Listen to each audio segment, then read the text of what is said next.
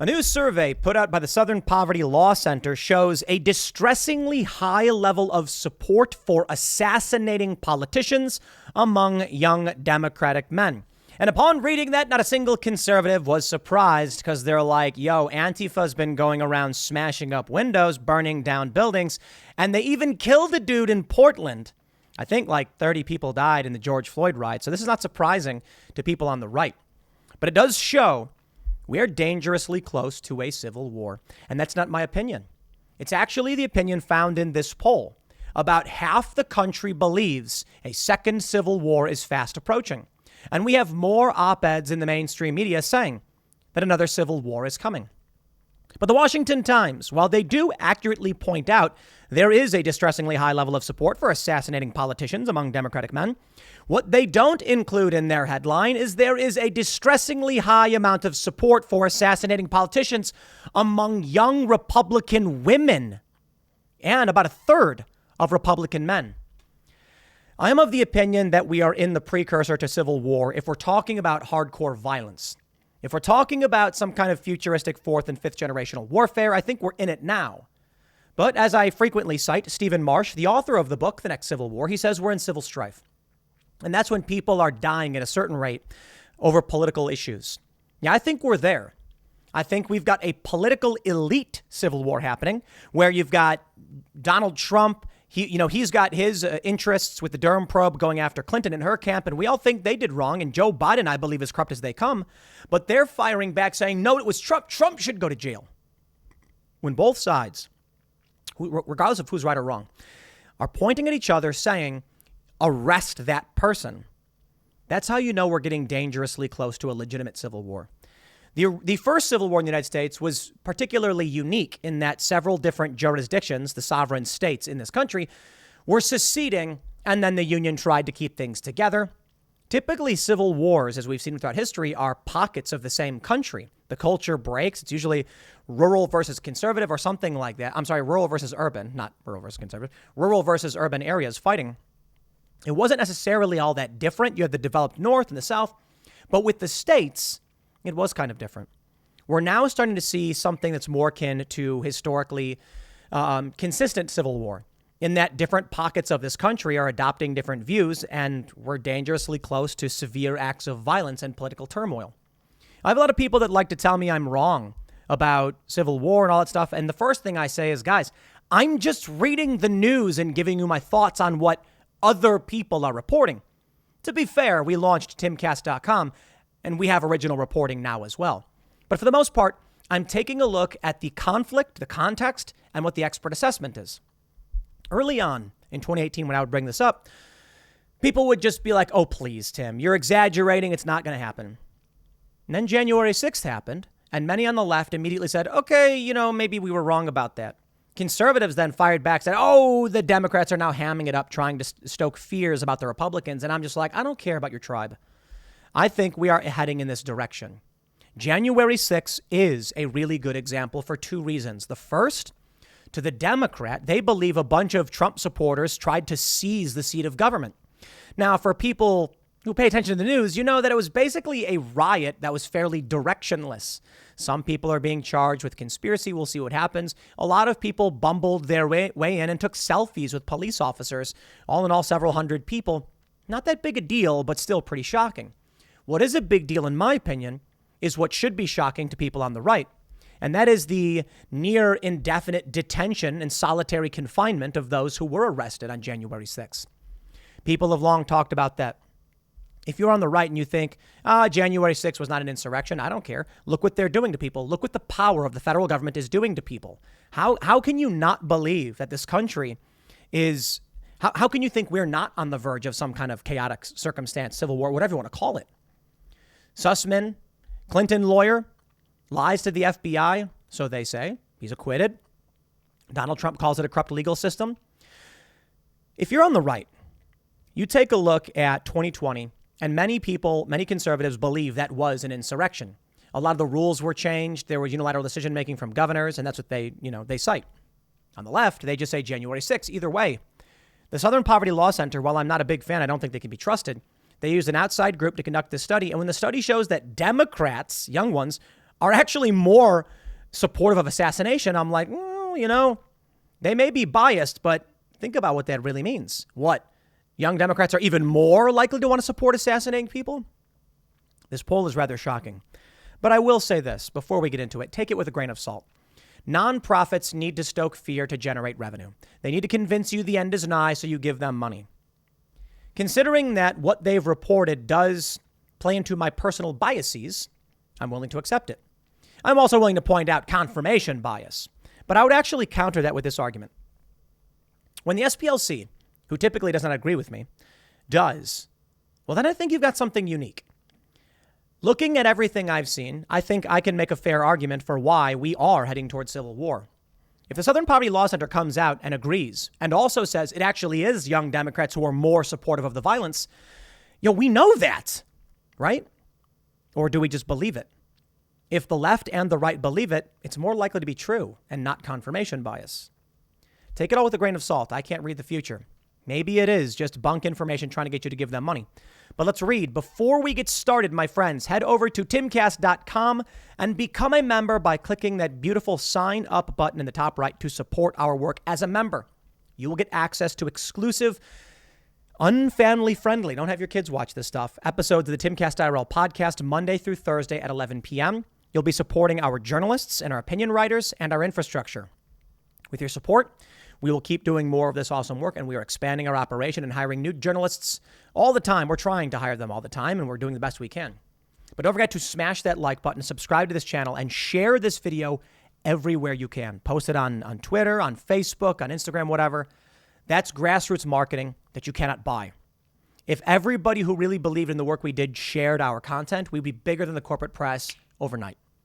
Let's read the first story from the Washington Times.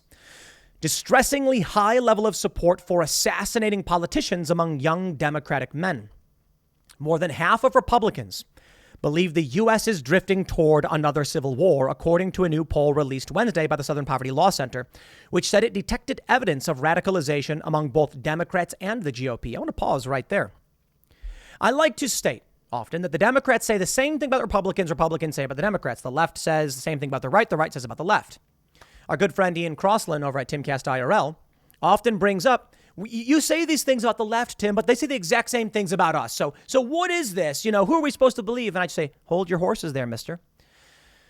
The left believed Jussie Smollett. They believed Covington. They believed hands up, don't shoot. They believed the Kyle Rittenhouse lies.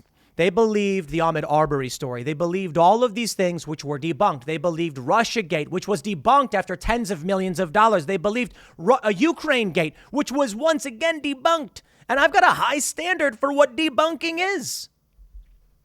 They believe all of the lies from the establishment that have to be retracted. The Republicans tend to be the more skeptical ones and don't trust it. And they are more likely to believe civil war is coming. You know what that means to me? The Democrats are less likely to believe it's coming because they're not paying attention. You go to a Democrat and ask them, what do you think about Antifa when they killed that Trump supporter in Portland? They're going to say, what are you talking about? That didn't happen. Go to a Democrat and say, what do you think about when Joe Biden admitted to a quid pro quo with Ukraine? They'll say, what are you talking about? That didn't happen. That's why they think it's not happening. They claim it's radicalization. The Republicans think it's happening. No, it's paying attention. The survey taken in late April, covering 1,500 adults, also found a distressingly high level of support for assassinating politicians whom the respondents believed were harming the country or our democracy. Full stop. Young Republican women were comparable in their support for assassination. Granted, young Democratic man was the highest number. They say young Democratic men were the most agreeable to the idea, with 44% saying they could countenance such an assassination. Younger Republican women ranked second, with 40% approving of the idea. Older folks, defined as those 50 and older, were not fans of assassination, no matter their party or gender. This could explain why 44% of all respondents said the U.S. seems headed toward a civil war in the near future, including 53% of Republicans and 39% of Democrats. The mood overall is pessimistic, this SPLC concluded, warning that it saw particularly worrying signs that Republicans, if they make political gains, could erode rights of the marginalized in our society. Is that their takeaway from this? Let me tell you the truth, my friends. And let's jump to the article from the SPLC, Partisanship and Violence, Section 4. Let's go straight to assassinations. In this graph, it says total approval for assassinating a politician who is harming the country or our democracy. Younger Democrat women, 32% agreed. Older Democrat women, 9% agreed. Younger Democratic men with the largest number, 44% agreed. Older Democratic men, 6%. Younger Republican women, 40%. Older Republican women, 10% agreed. Younger Republican men, 10% lower than Democrats at 34% in agreement. Older Republican men, 6%. So let's play a game. You take a look at the older generation, older Democratic and Republican women, and it's 9 or 10%. Older Democratic and Republican men, 6%. What did I tell you guys? I was right. I'm taking this one because I'm not often right when I make predictions. But when I look at all of the data, and this is months ago, and then I say, here's what I think we're seeing. I don't know if I'm right. And then we get data coming out that backs up that claim. Perhaps the SPLC watches my content. They're like, we think Tim Pool is right, so let's put out a study that proves it. No. I think what's happening is we're now seeing data reflecting exactly what I said. When they come out and say that 44% of this country believes a civil war is coming, they're including the older generation that lives in a completely different reality to young people. And we see it in the support for feminism. In the same study, I talked about this in an earlier segment, but let me point this out. If you remove those who are 50 and up from this poll, the percentage of people who support violence basically doubles. Older people overwhelmingly oppose the violence. Overwhelmingly. So if you do just young people, you have a very large amount of support. In fact, a greater than 1/3 percentage of young people in favor of assassinating people. That's crazy. Approval for us. No.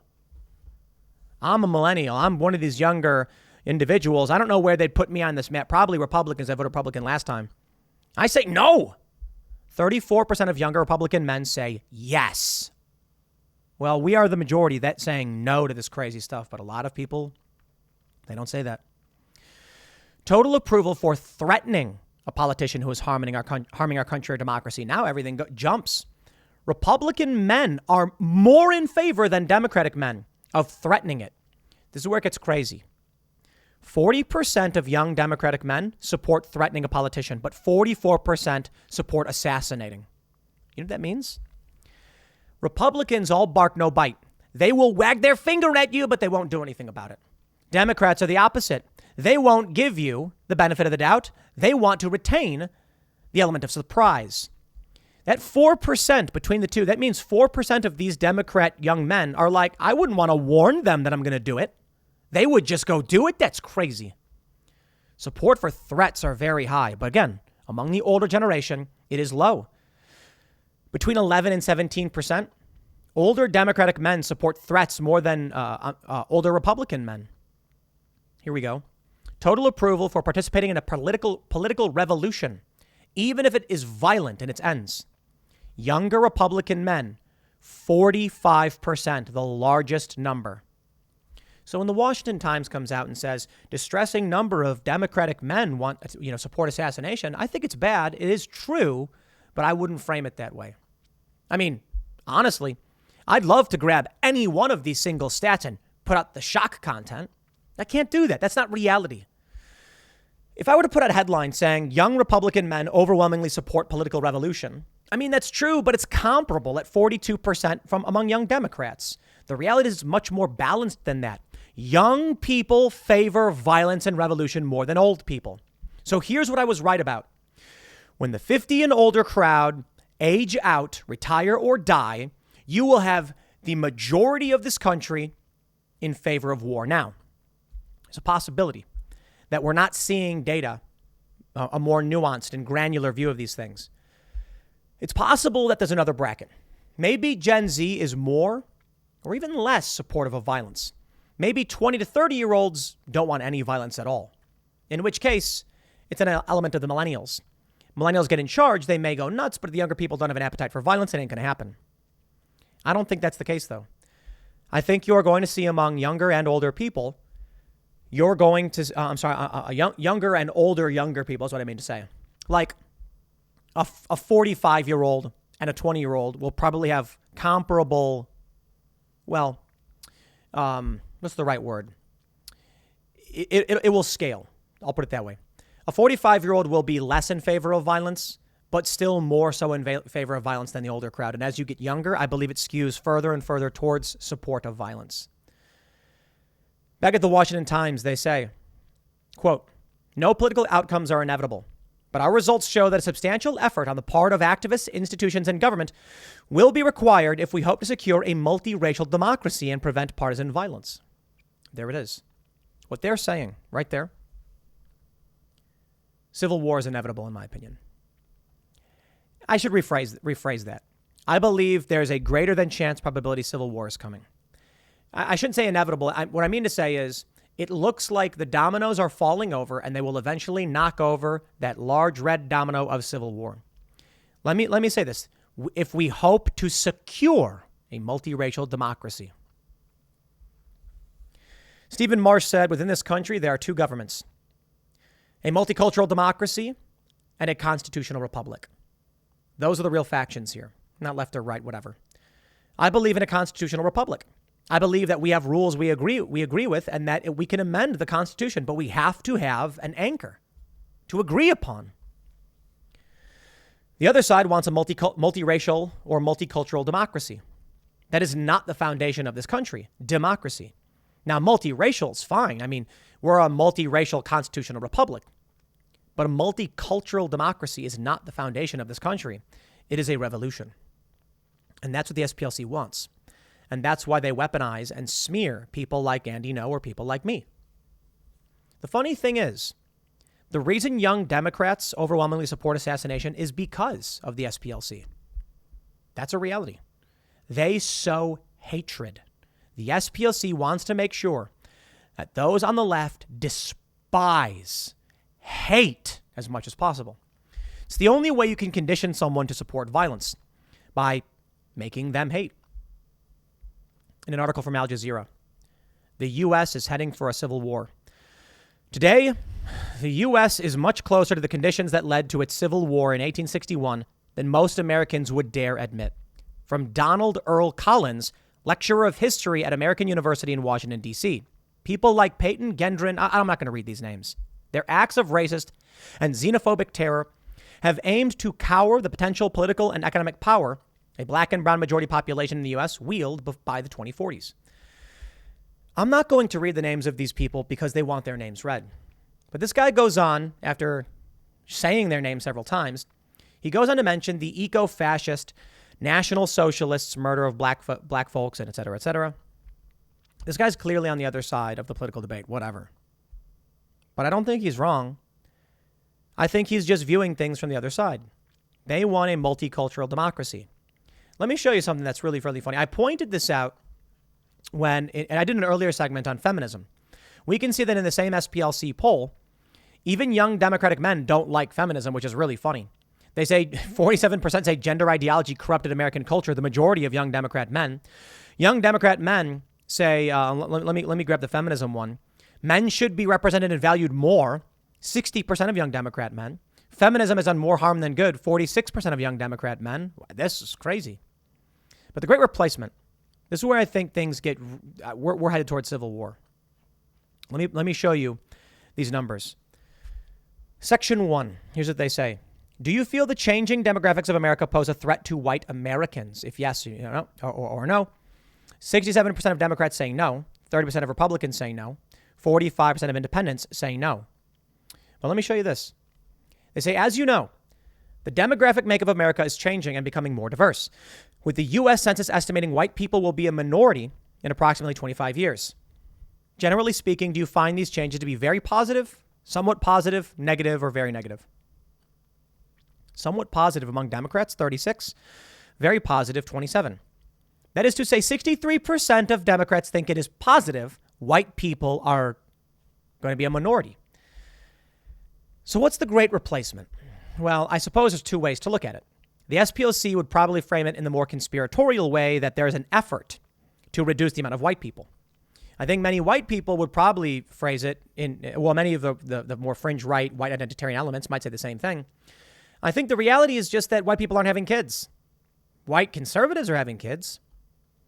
But if white liberals aren't having kids, this is the funny thing about the white nationalists. When white nationalists try and defend like being white or like white people, I'm like, dude, it is white liberals that are pushing all of the ideas you're complaining about.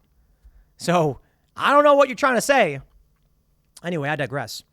I think it is terrifying and psychotic that anyone would find it positive that white people would become a minority. That to me is psychotic. I also question why someone would view it as a negative, but questioning is not psychotic. I mean, there's obvious reasons why some people would be concerned about being a minority because, I don't know, racial minorities get oppressed. Is that right? Well, I understand that. But here's my point. I said this in the other segment. You'll hear it again if you're listening to the podcast. I don't care about race. I really don't. I care about values. And the people who think it's a positive element that white people are becoming a minority have weird values. They are identitarians. I don't care about any of the racial stuff. No, I just want meritocracy, personal responsibility, and constitutional values. It is the Constitution and our founding documents that allowed this country to become so great. A multicultural democracy would just be majority rule and it would not be fun. But let me show you why I think this is where we're headed. The Financial Times, is America heading for a civil war? It keeps coming up. I am not making this up. Disbelieve it, say it's not true. That's fine. I don't care. I'm not saying I know for a fact. I'm saying, in my opinion, I believe we're heading in that direction. And I very well may be wrong. But let me show you some things to, darken your day. Let me just say before I do that, I'm actually fairly optimistic. The night is always darkest before the dawn. And just because bad things may be coming doesn't mean life will be bad in general. I think we'll come out on top. I think we will survive. And I think in the end, we will find our path. 60% say Trump should have been convicted in impeachment trial. Okay, that's political lawfare. From Forbes, majority of Americans want Trump criminally charged, removed from office. This is in January. Okay. From the Washington Post, this is from May 3rd. Slight majority say Trump should be charged with crime over January 6th roll poll finds. Wow, they want to arrest the former president. How about this one? Most Democrats want Hillary Clinton investigated for any role in the Russiagate scandal. Okay, there's some unity there. State lawmakers call vandalism at women's centers terrorism, offering reward. Yo, what? We know Trump supporters were chanting lock her up and stuff like that. We've got at the political level, Hillary Clinton, Donald Trump going at each other. We've got Trump's people getting charged. We've got Clinton's people getting charged. I don't know who will win in that regard. But when there's no accountability for wrongdoing, regardless of which side you're on, you're saying there's no accountability. Then people start to embrace violence because they feel there's no other way. I believe it was JFK who said, those who make peaceful revolution impossible make violent revolution inevitable. Here's a story for you. From the Washington Post, 4 homes tied to journalist hit with bricks graffitied with spray paint. The vandal warned it's just the beginning. Okay, it's one guy. Calm down, everybody. But still, this is just the beginning. I'll tell you what I think really drives us. And it's Joe Biden's fault. From Fox Business, gas prices soar past $8 per gallon at California gas station. Chevron pointed to a variety of factors outside of its control that contributed to the eye-popping price. Yeah, Joe Biden played a big role in this. But it doesn't matter. It doesn't matter if it's Joe Biden or Donald Trump or anybody. What matters is when people can't eat, people get mad. That's it. Let's take a look at AAA. Today's AAA national average, $4.71, 71.5 cents. They say for pump prices, is this the calm before the storm? Yo, what's going to happen when people are going to the gas station and it's $80 to $100? They're going to get angry. They're going to get really angry. They're not going to be able to eat. And if they can't eat, it doesn't matter what your politics are. What matters is they will try, and they will smash windows, and they will fight. And people will just say outright, I am mad as hell, and I'm not going to take it anymore. When the violence starts, then the revolutionaries say, now's our chance. Take a look at France. Let them eat cake in the French Revolution. Well, I read a little bit about let them eat cake, and it's apocryphal, I suppose. Was not truly said by Marie Antoinette. But what may have been said was something akin to this, like, why don't they just eat brioche? The point being made here, when I was younger, I didn't really understand let them eat cake. I'm like, let them eat cake? Why? Like, were they being denied the cake? The point was, the idea is more easily summarized if you said, the poor people are starving. Why don't they just eat brioche? Because they don't have any. And that's what the wealthy didn't understand. Brioche is enriched bread. It has cream, and I think it does, an egg in it, meaning more protein. I like brioche is amazing, by the way. And I think they do like an egg glaze on top or whatever. Your regular bread, like flour, water, and maybe yeast or something, less nutritionally dense. And so the idea was that as the French people were starving, the royalty and the nobles were just like, let them have fancy bread. And it's like, they don't. There's none. There's no food. They got to eat. I didn't understand. And then the people came and tore it all down. But as Steve Bannon pointed out in Timcast IRL, it wasn't until the women came out that something changed. I have to wonder then. I have to wonder about these polls from the Southern Poverty Law Center. Again, I'm not saying you should trust them. They need to make money. And so they're going to tell you there's great problems. But they are saying Democrat men are the most likely to assassinate. But then take a look at the younger Republican women. 40% support assassination. 31% support threats. You heard what I said about the young Republican men. If 31% don't support threats, but 9% more support assassination, that 9% is not going to warn you. They support just doing it. That's crazy.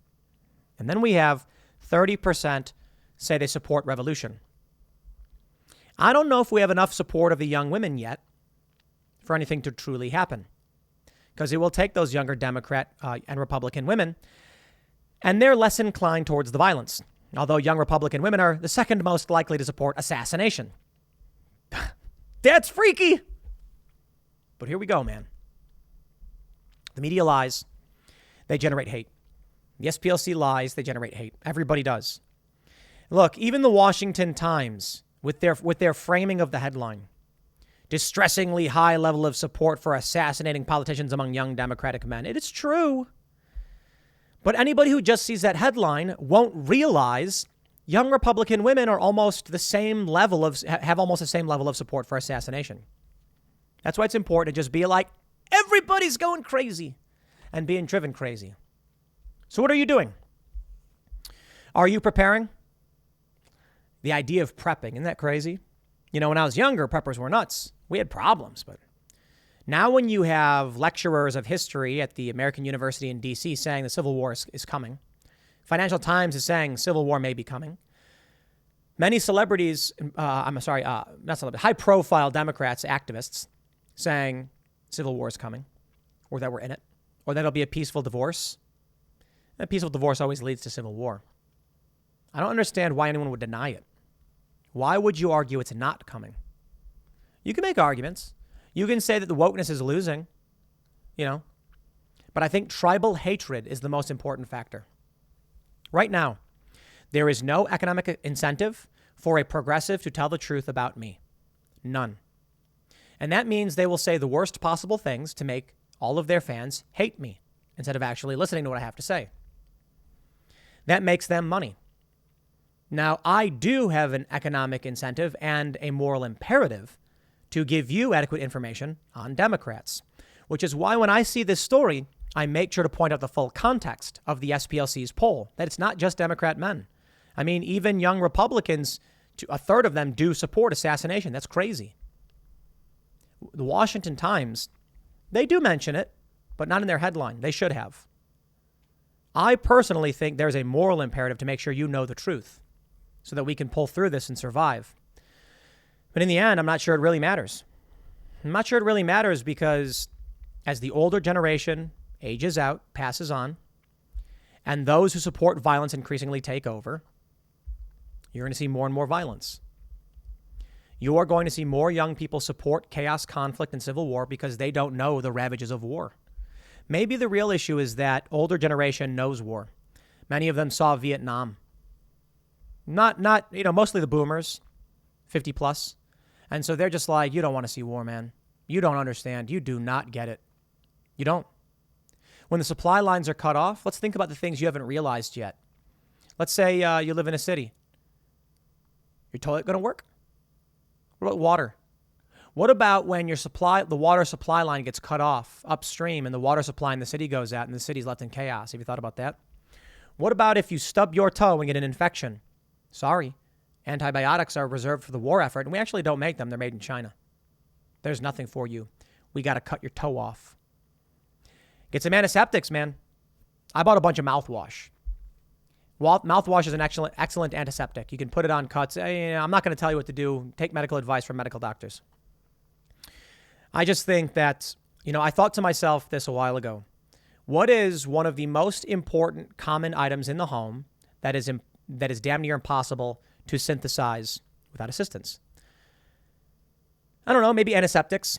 Some people mention it's actually not that hard to make methanol, wood alcohols, or to ferment, say, something into alcohol. It's actually not that difficult, but it does take time. Fair point. I don't know if the alcohol content of wine would be enough, but you can probably, turn it, very, very quickly into an antiseptic. I don't know. Maybe some kind of antimicrobial cream. I guess honey can work for that too. So what is it? Plastics? Bullets? No idea. I don't know if you'll need it. I really don't.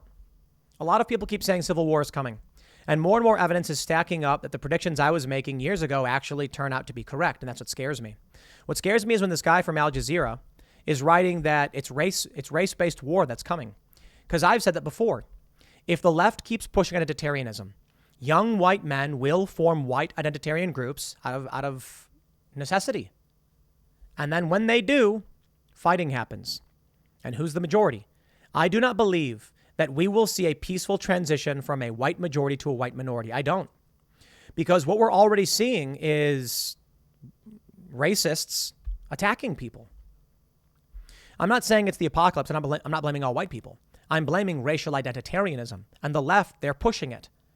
So if you tell everyone to form a group based on identity that excludes white people just exclusively, those white people are going to form their own group. That's where things start getting scary and breaking down. But as I often say, I guess we'll just have to sit back and see, but do what you can. Next segment's coming up at 8 p.m. over at youtube.com/TimCastIRL. Thanks for hanging out, and I will see you all then.